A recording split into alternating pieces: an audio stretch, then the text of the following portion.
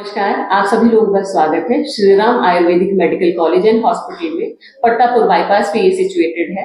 आज हमारे साथ पंचकर्म डिपार्टमेंट के डॉक्टर सुरेश हैं। नमस्कार। नमस्कार।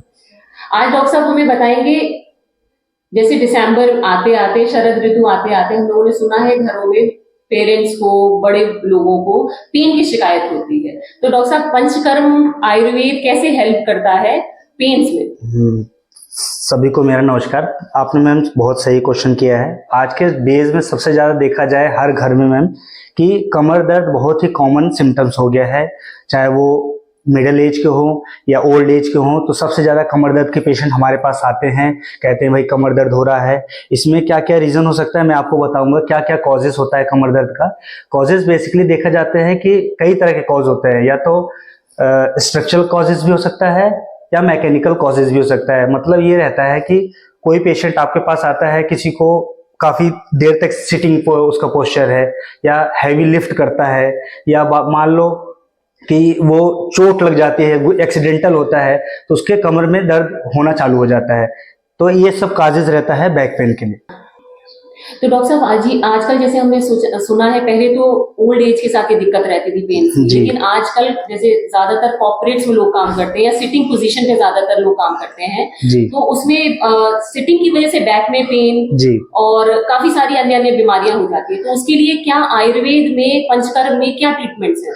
मैम, इसके लिए जो आपने बताया बहुत सही चीज बोला है आपने। आज के डेट में हम देखते हैं बहुत लोगों को कि सिटिंग जॉब जो है, लोग कंटिन्यू 2-2, 3-3 घंटे अपनी कुर्सी पे बैठे रहते हैं, कोई मूवमेंट नहीं देते हैं, जिसकी वजह से क्या होता है, इसकी स्ट्रेन पड़ता है ऑस्टियोपोरोसिस की तरफ। एक एज के बाद हमारे कमर में या हमारे स्पाइन में ऑस्टियोपोरोसिस की तरफ जाने लगता है, जैसे स्पाइन वीक होने लगता है मैम।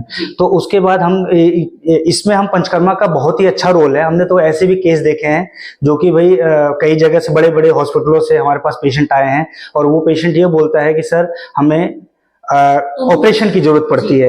तो हम ऐसे केस में पेशेंट को पहले हम समझाते हैं कि भाई आपको क्या वजह है, उसको दिनचर्या, ऋतुचर्या के बारे में बताते हैं। फिर हम पंचकर्मा में हमारे पास हम पेशेंट को पहले ट्रीटमेंट करते हैं कि किस स्टेज का उसको दर्द है।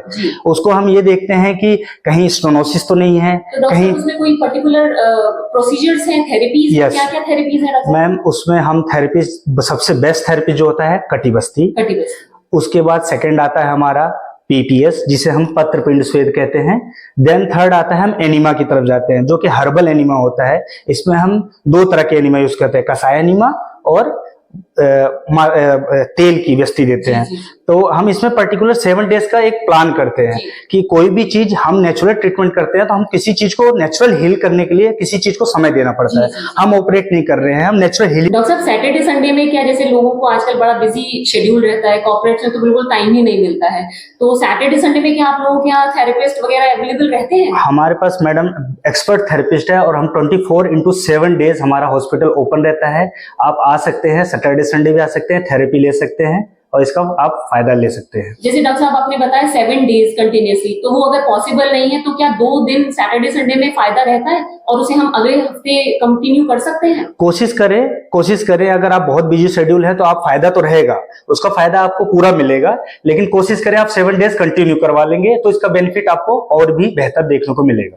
बहुत सुंदर डॉक्टर साहब, बहुत सुंदर। ये तो बड़ी ही अच्छी चीज है। आप सब लोग जो भी पीड़ित हैं पेन से किसी भी प्रकार के, doctor Suresh Shri Ram Ayurvedic medical college में है, आप आइए और इनकी सर्विसेज का फायदा होता है। धन्यवाद। नमस्कार।